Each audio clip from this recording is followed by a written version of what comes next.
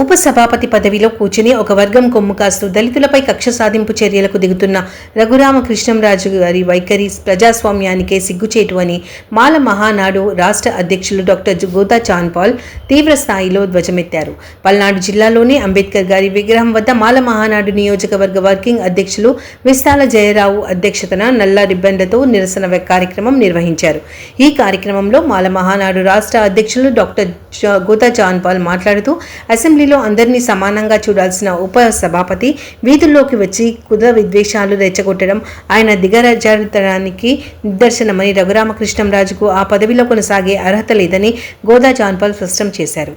సమావేశంలో మాల మహానాడు నరసరావుపేట నియోజకవర్గం వర్కింగ్ అధ్యక్షులు విస్తాల జయరావు, నరసరావుపేట నియోజకవర్గం యూత్ అధ్యక్షులు సేనా సామెల్, మండల అధ్యక్షులు ముచ్చు బ్రహ్మం, రాయపూడి కోటి, కొండా ప్రకాష్, వాసుపల్లి భాస్కర్, గీరపాటి మోహన్ రావు, జంగా సీతయ్య, గోదా నీలాంబరం, చార్లీ, న్యాయవాది రమావత్, నందా నాయక్, వాసుపల్లి ప్రసాద్, అంబటి రామయ్య మరియు తదితరులు పాల్గొన్నారు. ఆంధ్రప్రదేశ్ పల్నాడు జిల్లా నరసరావుపేట పట్టణం ప్రపంచ మేధావి భారత రాజ్యాంగ నిర్మాత డాక్టర్ బాబాసాహెబ్ అంబేద్కర్ గారి విగ్రహం వద్ద మాల మహానాడు రాష్ట్ర కమిటీ ఆధ్వర్యంలో నియోజకవర్గ అధ్యక్షులు వర్కింగ్ అధ్యక్షులు విస్తల దేవరావు అధ్యక్షతన ఏదైతే గత నెల 26వ తేదీన శ్రీరామనవమిని పురస్కరించుకొని అసెంబ్లీ డిప్యూటీ స్పీకర్గా ఉండబడినటువంటి రఘురామకృష్ణరాజు ఉండి నియోజకవర్గ శాసనసభ్యులు ఉండి నియోజకవర్గం పెద్దపేటలో ఆకివీడు మండలంలో పాటుపడినటువంటి ఒక గుడికి చూడటానికి వెళ్ళి ఆ గుడి కొత్తగా నిర్మించాలని కానీ లేకపోతే ఆ గుడికి రమ్మని ఆ ప్రాంతంలో ఉండబడినటువంటి హిందువులు కానీ పిలిచినటువంటి సందర్భం లేకపోయినప్పటికీ ఆ ప్రాంతానికి వెళ్ళి దళితులు, బీసీలు, క్రైస్తవులు, మిగిలిన కులాలు మెజారిటీగా ఉండబడినటువంటి ఆ ప్రాంతానికి వెళ్ళి ఆ ప్రాంతంలో మత విద్వేషాలను రెచ్చగొట్టి అక్కడ సుమారు ఆకువీడు పెదపేటకు సంబంధించినటువంటి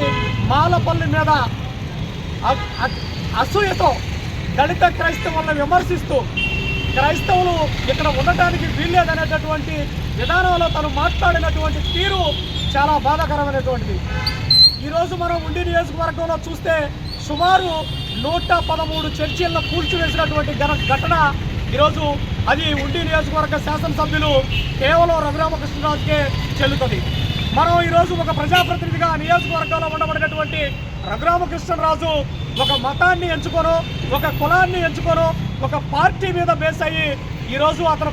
పనిచేస్తా ఉన్నాడా ప్రజాప్రతినిధిగానంటే ఆయన నియోజకవర్గంలో మెజారిటీగా ఉండబడినటువంటి ఎస్సీలు, ఎస్టీలు, బీసీలు, ముస్లిం మైనారిటీలతో పాటు క్రైస్తవులు, బుద్ధులు, మిగిలిన మతాలన్నీ కూడా హిందువులతో పాటు ఓట్లేస్తే నేడు ఆయన శాసనసభ్యులు, నేడు ఆయన ఉప శాసన సభాపతి. కానీ ఈ రాష్ట్రంలో కేవలం ఒక హిందూ మతాన్ని ప్రధాన పెట్టుకొని దళితుల్ని, క్రైస్తవుల్ని, గిరిజనుల్ని, అట్టడుగులో వెనకబడినటువంటి వర్గాల్ని ఈరోజు ఏ విధంగా మాట్లాడుతూ ఉన్నారో మనం చూస్తూ ఉన్నాం. ఒకే నియోజకవర్గంలో సుమారు 113 చర్చిలు కూల్చివేశాడు అంటే